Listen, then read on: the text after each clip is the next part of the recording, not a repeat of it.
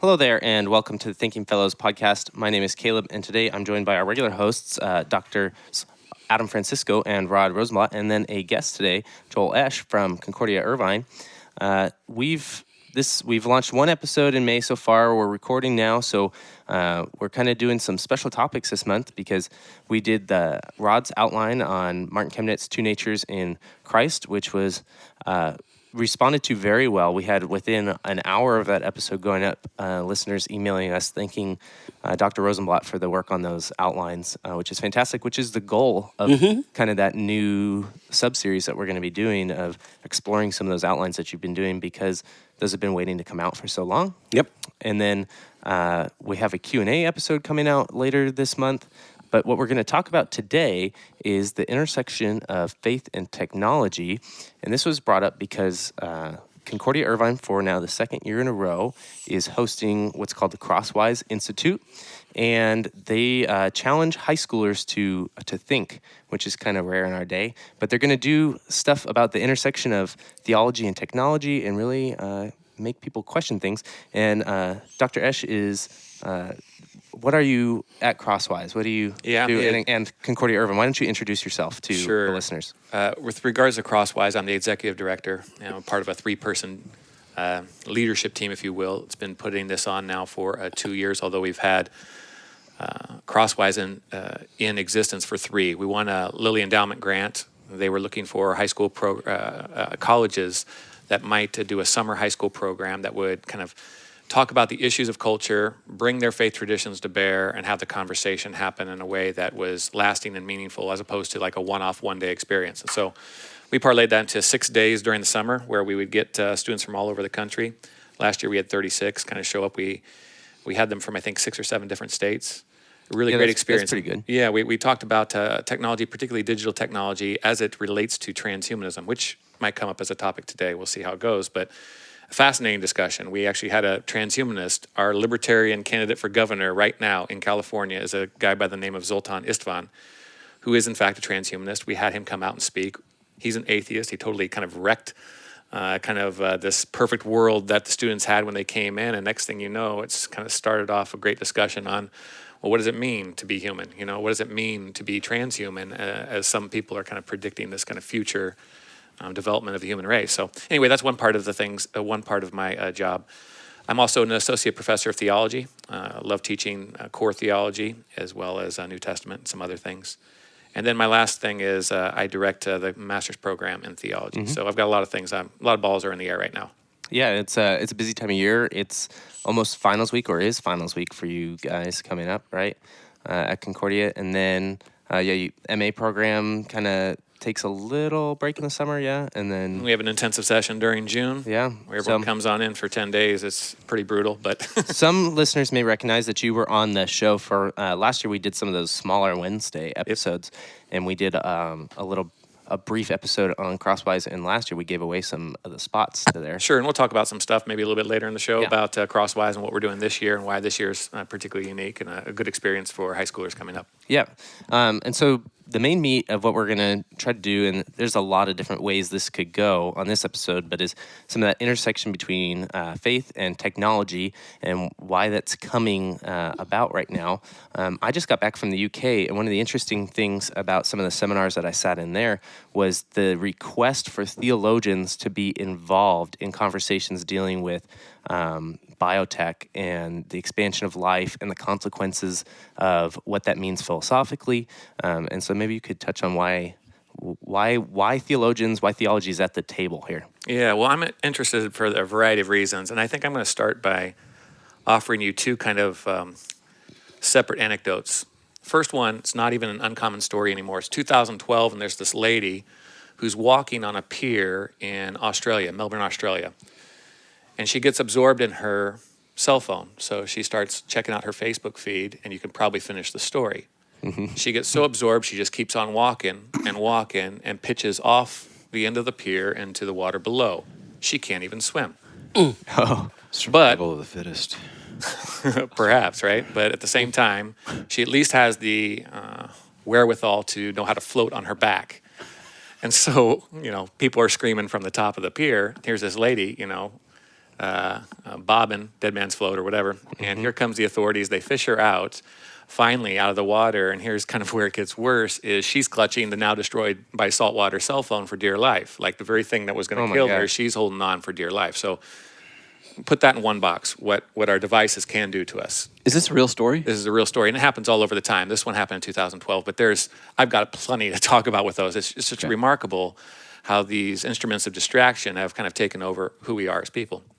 Now I look up Drudge Report today, and there's an article saying we are lonelier than ever. We are lonelier than ever, and it's now in all sorts of categories, and they don't link it directly to online social networks, but there's a slight uptick in those who use those kinds of things. So basically what we have is a scenario where our generation is utterly connected to one another, and they don't know how to have community at all because they conflate the two. That they think if I'm connected, then I have some sense of well-being with one another. That doesn't really happen. It's kind of like saying, well, I have access to Wikipedia, so I'm really, really smart. See, that's the big distinction, that they conflate those two, thinking if I have access to Wikipedia, I got all the knowledge in the world. Yeah, Truth is, you don't have anything. I've heard people say that, why do I need to read anymore? Why do I need to take classes in X, Y, and Z? I can Google it. Right. Well, they got why you don't need to. Yeah. Go do something different. Yeah. Well, ultimately, Get a job. Enlist. Do something. Oh, no. Oh, I'm sorry. No. You're passionate about right this. on that. I'm a right little, now. yeah. It's an interesting conversation. I mean, ultimately, we're starting to ask deep fundamental questions about what it really means to be human. If you cut away all this technology, if you cut away all of this fluff and distraction, what we're always asking is, what does it mean to be human? What's human about being human? And what we have is a really important distinction that I think is coming up in discussions about technology. And here's what I say is, the way you answer how you understand humans to be, that's going to lead you down a very specific trajectory to what human flourishing looks like. Sure. So if you think, for example, classic kind of metaphors, man as evolved animal, okay? So if you think that man is just an evolved animal, human flourishing simply looks like procreate and survive, right? And do that to the best, the way that we can grease those wheels to make sure that you can procreate and survive, okay? If you're thinking of like De La Metria, kind of like some sort of man as machine, if that's your center, if that's how you kind of think about humanity, that to be human is to be essentially a machine, and by the way, this has all sorts of staying power in modern technological circles, then human flourishing is be as efficient as possible. Efficiency becomes kind of this thing to make sure that there's no bug in the system. But of course, where's dignity in all this, right? Where is the duty to one another, service? Where's love? Where's these things that are so important to Christian faith? You just kind of throw that to the side. And so for me, getting the question of who we are as people, what makes us human, that determines so much about society. And for me, it kind of works even at a political level. Maybe the reason for so much of our political discord or so much of our political fierceness these days, or whatever you want to call it, whatever word you want to use, is simply boiled down to the fact that we all have different starting points of what people actually are. The guy who was asking this before the era we're talking about was Schaeffer. Francis Schaeffer was delving in on what is it to be human. And he didn't have all the technology questions, but he was asking them. And in his own way, he was a prophet. He would have never said that. And really, it's a core liberal arts question, right? Sure. We're always coming back to this big question. Sure. Who am I, right? I mean, Sure. How do I understand my place in the world? And technology just means that the context, the way that we think about ourselves in society, now it's changing so fast. So you're dealing with not much technological growth for, the last 2 millennia, essentially. Then you get a computer chip, and bam, bam, bam, bam, bam. And if you're familiar with Moore's Law, this is kind of a law that guys like Ray Kurzweil from Google have been kind of working with, which is the idea that the general version is that technology doubles every two years. And really, quite honestly, it's now about every 18 months that technology doubles. And so if you get, the world's information and you're doubling it every 18 months, pretty soon that curve looks pretty doggone, vertical, which he calls the singularity. It's this kind of coined phrase that came from someone else, but he uses it. He says, basically, when we're dealing in 2040, let's just say around there, 2040, the society is going to change so fast, you're not even going to know how to keep up with it. There's no way we can even predict what it's going to look like. Well, I don't want to go down that road. I don't know if he's going to be right on that. But I do know that Facebook showed up in 2007. That was 11 years ago, okay? There's over 1 billion people who use it on a daily basis. There's some remarkable impact that's happening right The now. Arab Spring, in many ways, people say the Arab Spring would not have taken off the way it did. Though it Guys fizzled up. live tweeting it while it was happening, right? Yeah. Tweeting and Facebooking, and I mean, it has real political consequences. And I mean, think of all the hysteria in the U.S. with somebody tweeting or do you call it Facebooking? Posting something, and posting, there and the you go. response is just escalates so quick. Oh yeah, within 2 comments, things are like vitriolic. Yeah, and it's and just- movements are born. Yeah, and- that's right. Yeah, I had to take an oath to not make any comments regarding politics on Facebook because ultimately I knew it wasn't going to do any good. And the only thing that happened by the second Facebook post behind that, it got into a shouting match and ad hominems. Yeah. Now, this is interesting, though, but politics is a big deal here. So a few years ago when W was still in office, in South Korea, they had a, if you remember the mad cow disease scare with Yes. American cattle, right? Yes. So there was this deep scare, and South Korea cut off all shipments incoming from cattle markets in the United States. And then the president at the time, and I don't remember his name exactly, struck a deal with W to reopen up those markets. The public in South Korea didn't like it. In particular, the people who were generating the change and this upswell of rising of support against, or I should say, protest against these reopening of the markets came from teenage girls. Teenage girls. And do you know how they organized?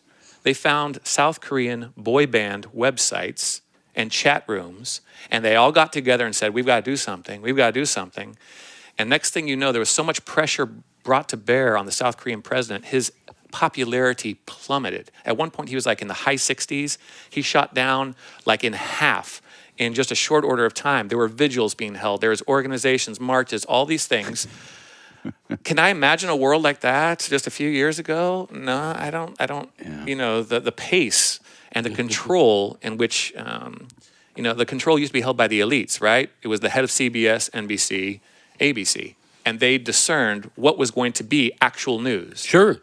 And now, right, that the great leveling has happened. So now Sure. a guy in his basement can have a phone and a camera on that and a video recorder, make his own news or comment on his own news with hot takes, whatever. But with that, now we lose some sense of, what would you say, some sort of accountability, right? Sure. Well, in the last couple of months have shown that the enormous censoring done by the other companies is there's actually just a swap. It's no longer maybe CNN, CBS, things like that, but Twitter and Facebook can censor the guy in the basement if right. they don't like what he's saying.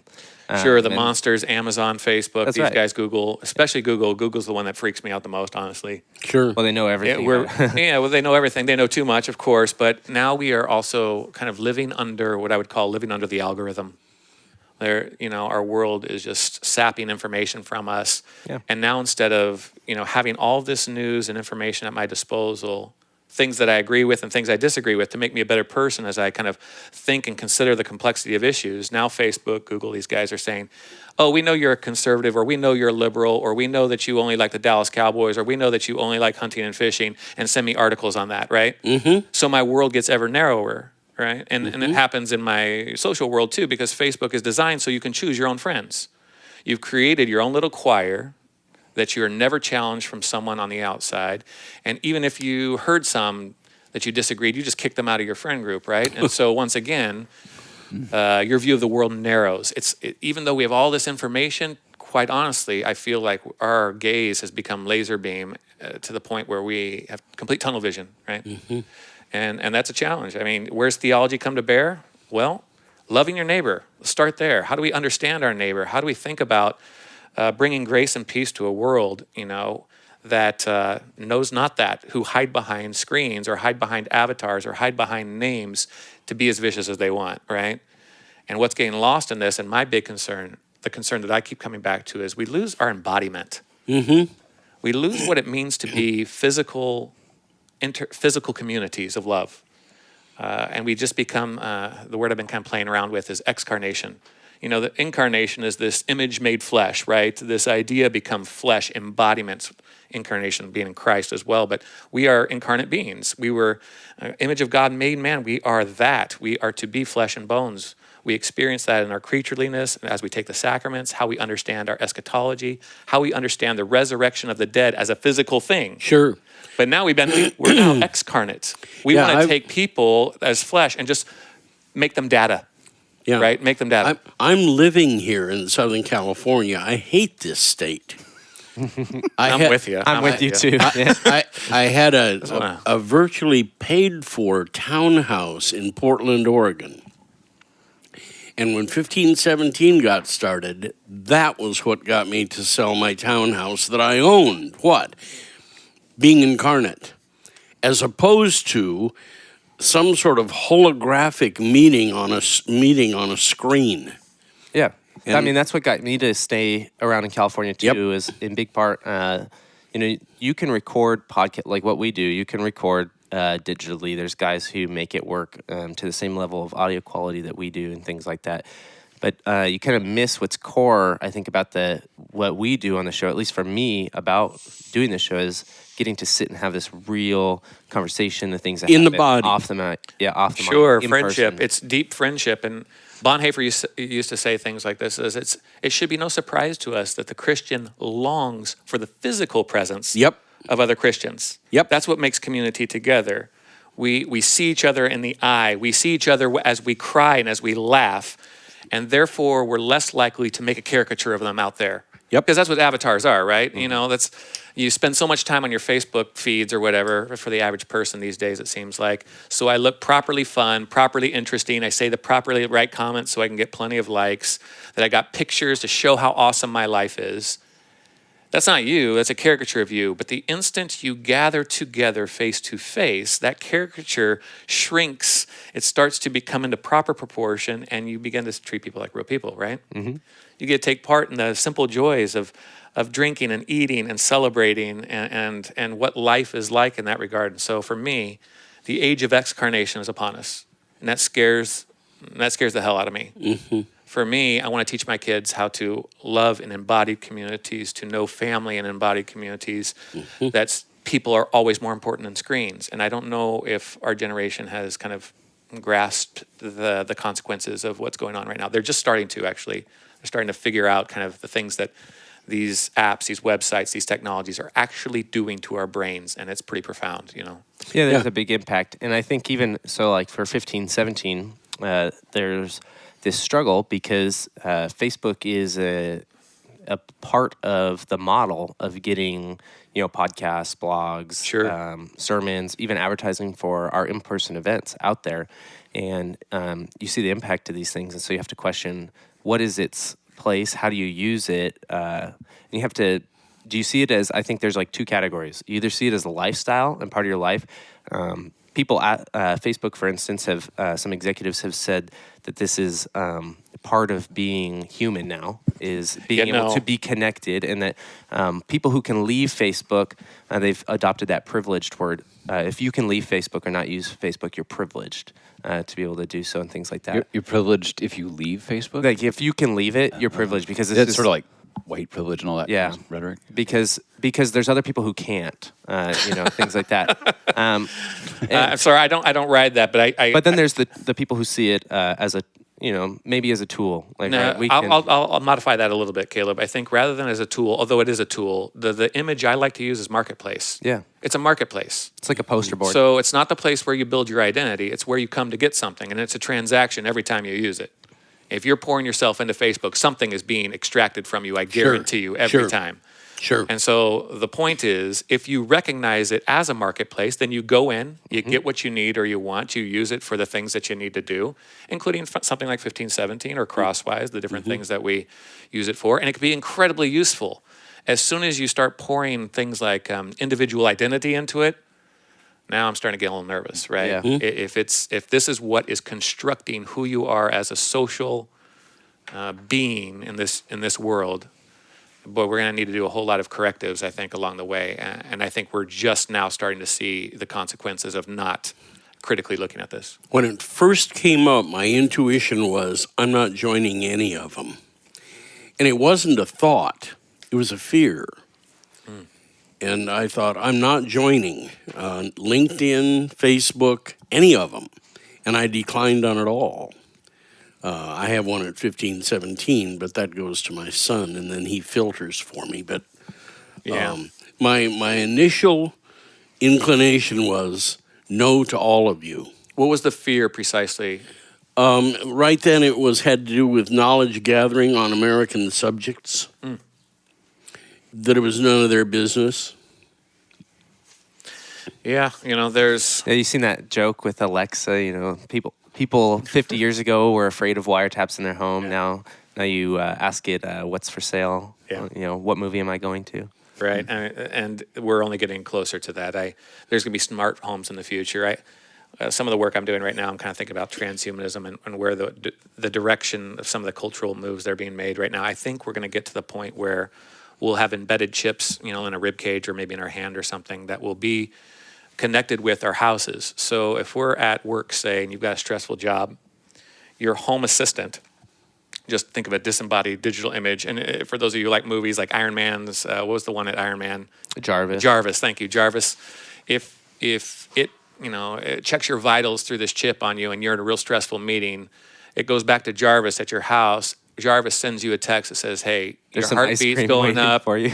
Not that too, but I was just saying, hey, when you get a chance, go take a break, take a 15-minute walk, and then get back to your work because your blood pressure's high. And then it notices as you come onto the house at home and sees that you might be a little bit on edge. And so Jarvis, what does it do? It sets up mood lighting. It puts on the right music. It makes sure the right bottle of wine is prepped. Those kinds of things, which, might be helpful to a certain degree. It's kind of interesting, but at the same time, that fear remains. Who knows what and where is that going to? Where's that information going to? Because the privacy is a big deal, right? Privacy always is a big deal. It's your kind of boundary that lets you protect who you are as an individual. And so, but that's just the beginning, What happens at hotels when you have one complete wall of your hotel room that might be a screen, essentially, that gives you a digital companion of some kind, either a person to talk to or, worse, ways that you can relax the settings where you can put all of a sudden an image of a mountain or brooks or something like that just to calm you down from whatever you're... My dentist has them running all the time. All the time. And truth be told, it's going to get more and more interior to the body, and that's kind of where transhumanism is going. It's saying, hey, human nature is not this fixed thing. No. You're just an evolved animal. So at the first time in history, we can actually control our own mutations, if you will, our own evolution. So why don't we do that? Why would we stop getting memory implants or robotic eyes to help us see better or see further or to hear better, these kinds of things? Why would we not want titanium shoulders so that you don't have rotator cuff issues, It just is like clay to be molded, right? Gets even more extreme than that, man. Ray Kurzweil, if we have time, we'll talk about what he thinks the future of humanity looks like, and it's kind of terrifying. Yeah. So we're at time for our break. So we're going to come right back. We're going to talk about Crosswise for a little bit at the break, and then we'll sort of wrap this episode up.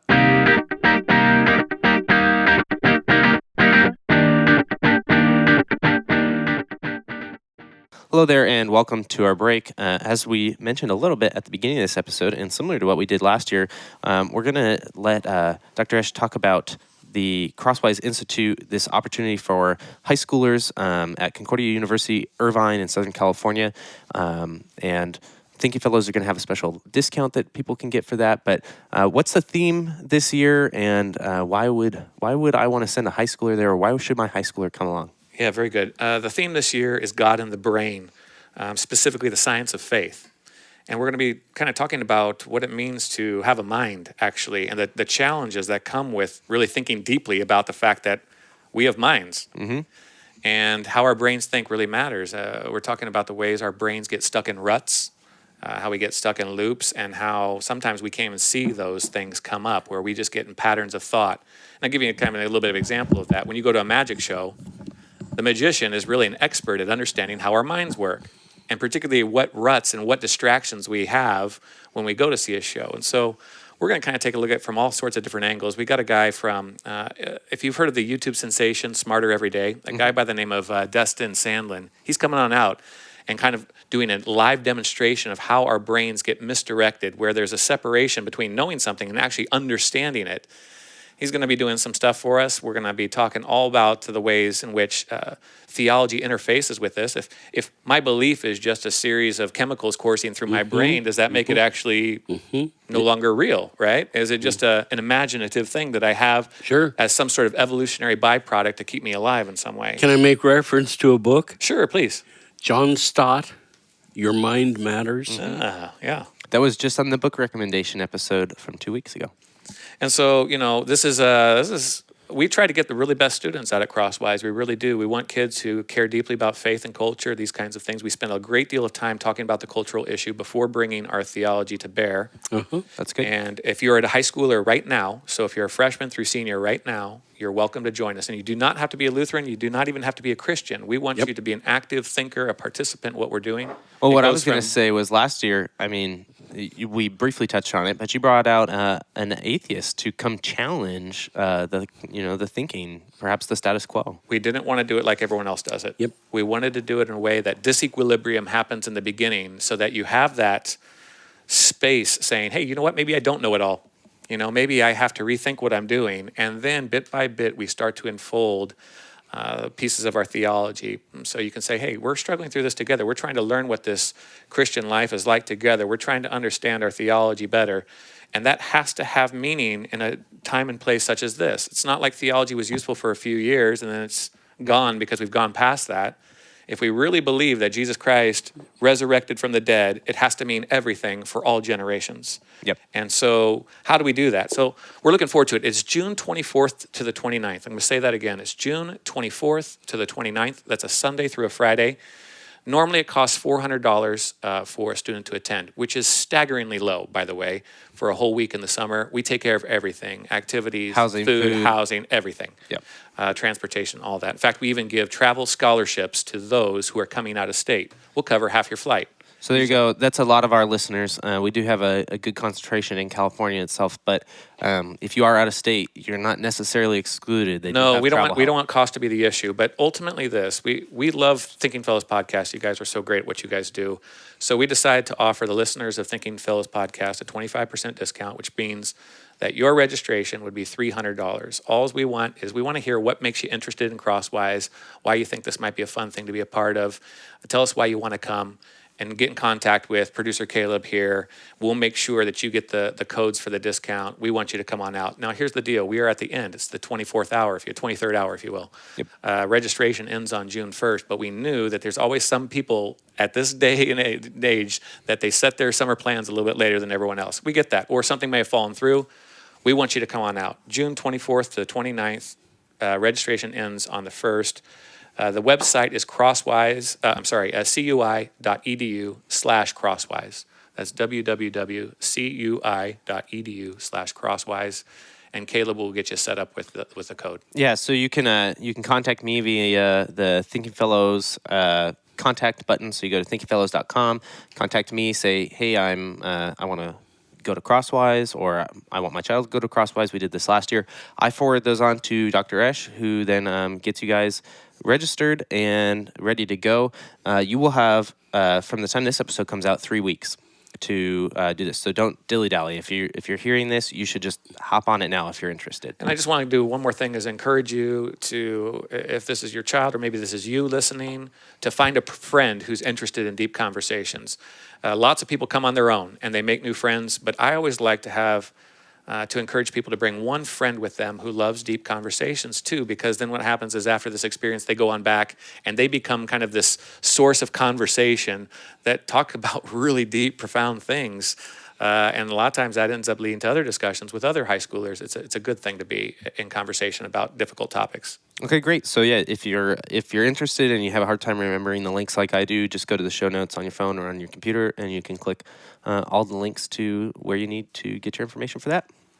Okay, so we have like 10 or 12 minutes to kind of finish up this topic, and what's on my mind is there's definitely a lot of worry here. There's definitely some problems and concerns as technology advances, and particularly as we adopt it without thinking about it, about the consequences, or rarely. Dr. Rosenblatt was talking about how he thought about kind of where this could lead to, but a lot of us, and I'll say including myself, will just adopt technology pretty quickly. Sure. But I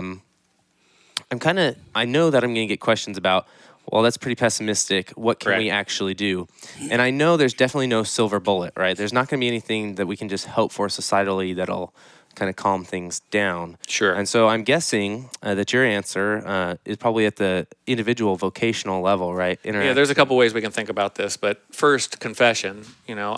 I call myself a Luddite, but I'm totally hypocritical. I'm a neo-Luddite hypocrite, or whatever you want to call it, hypocritical neo-Luddite. I've got my devices. I have to be a part of that world as well, and I'm not going to pretend that I'm not. But I kind of think about it this way, an army that's ready for an ambush is never caught unawares, right? It's simply being able to see that this kind of thing can go south or sideways in a hurry. And if you're ready for that, when it does, it's not such a big deal because you've already been prepping for that. And for me, I'm a father. I'm a father of 3 little ones, and so my job is also to be prepping them. I'm not just raising kids, I'm raising future adults, which means setting good behaviors, not just behaviors, that sounds kind of painful. Ways to think. Habits, virtue. I'm trying to cultivate these things, ways to think, right? So that they are also looking for that, ambushing army. So the way I kind of think about it is get back to that original question, what makes humans human? And for me, the way I've been thinking about it is kind of, hopefully this isn't too technical sounding, but Trinitarian style. I kind of like to think of what makes a person is vocation, embodiment, and community. So vocation, part of who we are as human, is what God gives us right from the get-go. I have given you your bodies as creatures. I have given you this beautiful thing to be with one another in actual places, to go procreate, to be fruitful and multiply, to do the good things I prepared in advance for you to do. So much of God the Father language is purpose. I have made you for a reason. So if you don't have a vocation, but you're embodied and have community, you still feel less than human, right? We fall into depression when we're unemployed, right? When we don't have something to pour our heart into to realize we're Certainly men. And so as a result, I want to say vocation is deeply, telos, is just really crucial for how we think of ourselves as people. But it's not just that. I think embodiment is a big deal. It's got to be a big deal. Our Lord Jesus dies in the body. He resurrects in the body. We say we are having his body in the sacraments. We were created with a body. We wait for the end of time. The eschatological hope is not that we die and go as disembodied souls to heaven. It's the resurrection of the dead. It's a sort of new heavens and new earth, a very physical, material promise that we're given. And so for me, if you strike out embodiment, you've just made us Gnostic, right? Yeah. Gnosticism. You've just all of a sudden said it doesn't matter, or even hostile to our embodiment. And I don't think that's a way to work. But we would be lost if we don't include the community part, that we are still in community. And that's kind of the Holy Spirit kind of angle, that he enlivens and embodies the church, or enlivens the church and gives it an impetus for movement into the kingdom, making disciples of all nations. Holy Spirit does that. It's something that is absolutely crucial, that we're not just finding ourselves being holed up, isolated from the world, because as I like to think about it, and I think, again, Bonhoeffer is a little bit of an influence on me here, we are the word of grace to one another. Mm-hmm. I don't speak the word of grace to myself. Right, I hear it proclaimed to me from someone else. And by the way, I have that responsibility to offer grace and love and forgiveness to another person so that they can hear it from me. We don't baptize ourselves. Right. We don't give ourselves our own sacraments. It's always built in community to receive that grace externally from the outside, if you will. And these kinds of things then kind of ground me for how I think about being a human, how I think about myself as a person in this world. That way I can find myself saying, well, wait a second, that kind of technology is useful. It kind of promotes a vocation for me, so I can grab it and take it in Christian freedom. But if it's starting to cut out humanity, or if it's starting to cut out my embodiment, I can also have a resource for critiquing it then. Does that make sense? Well, sure. It makes a lot of sense. The Think Fellows, we wholly rely on the fact that people are going to be listening to this on a smartphone. Sure. 88% of people who listen to the show, I think, listen on an iPhone, and that's all podcasts. That's just how it works. But one of the things we changed was that when we changed the day that we were releasing the episode, we didn't do it on a weekend. Well, why? Because I don't want to encourage people to go listen to the Thinking Fellows when they could be spending time with Sure. their kids, right? The podcasts are primarily listened to on somebody's commute to work. Well, that's actually helpful. Let's keep it that way. That's dead space. Well, you're bringing a really great point, which is we never want our technologies to substitute out human interaction. But we can certainly use it to complement human interaction. For example, I've got a brother in Phoenix. If I get a Skype with him, it's simply not possible for me to be with him face to face. And so Skype becomes something that facilitates ongoing human communication. But if I'm texting to my wife when she's downstairs and I'm upstairs, that's problematic, right?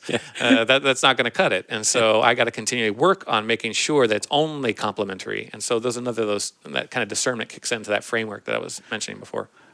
Yeah, and that's why I kind of brought up vocation differently than in your identification of who we are. But as seeing when this intrudes with the vocations that I have, right? Sure. With my family, with my wife, with kids and such like that, or with work, distractions, with my own well-being. That lady who walked off, Sure. off the bridge or whatever. Still clutching the phone. That's right. That's amazing. That story is amazing. I'm thinking Australia. I got to imagine even the sharks are just coming around going, wait a second. This isn't even worth it. Yeah. They don't even want to eat. Nah, no thanks. Well, that's great. I mean, this is a really important question that I think theologically we shouldn't back down from. We're going to be thrust into it. Well, yeah. I mean, the question, which is why I like the topic. I like the topic because for the next 30 years, we're still going to be talking about this. We're never going to go back down unless the big EMP wipes out all the Western seaboard. Basically, what we're going to be dealing with is issues of technology going forward. And so it's important that we don't do the whole reactionary thing, that we're proactive, that we keep talking about this. So we're expecting these conversations to come up where we can be on our front foot with matters of identity, theology, who we are in relationship to God and one another. While we have the last couple of minutes, one of the things that came to me while I had a seminar bordering these topics was the idea that while this can get hairy, frightening, we can even demonize some of the use of this, that this doesn't come outside of the area that Christ forgives. Sure. And that in sort of these shortfalls, this sin this is not sin that has found itself outside of the cross because of technology. Yeah. Lord is still Lord of all. Jesus is still Lord of all, including everything that we talk about. And so, again, for me, we have great Christian freedom. We get to explore and engage all of these topics with absolute freedom to get in there, and then we try to think well about them, right? We try to think biblically about those things. But I want to get into there's interesting worlds. Virtual reality is an interesting world to talk about and those impacts. I want to get in that. I want to get into the conversations about transhumanism. And I'm encouraging all these students that I'm encountering at Crosswise and other places, even in core theology and the classes I teach, don't shy away from this. Don't be afraid of it. Get right on in it. We need to have people in biology, business, theology, philosophy talking about these things. That always seems to do a lot more good than demonizing it from the outside and then just going the whole Neo-Luddite route and burning computers, and it ain't going to do anybody any good. Even if it's kind of fun to talk about. Rod might burn a computer too, but That's great. Well, thank you for joining us on the show. Of course. I think this is a really important conversation that we'll definitely revisit in the future. You'll probably come again next year or looking forward to it. in a couple of months. So, thank you for joining us. Listeners, this is just a reminder, Thinking Fellows is part of the 1517 Podcasting Network. You can find out all of our shows at 1517legacy.com/podcast. The goal of all those shows is to produce Christ-centered content that interacts with many different areas of thought. We have shows that are definitely more quote-unquote Christian, and they'll talk about things like divine service and worship and things like that. But then we also have shows like this one that are going to interact with things from the outside. Virtue in the Wasteland does this type of thing all the time. We have shows that deal with exegesis of Scripture. We have shows that deal with vocation. So please go explore all of the different podcasts there. Once again, that's 1517legacy.com/podcasts. We'll catch you next time.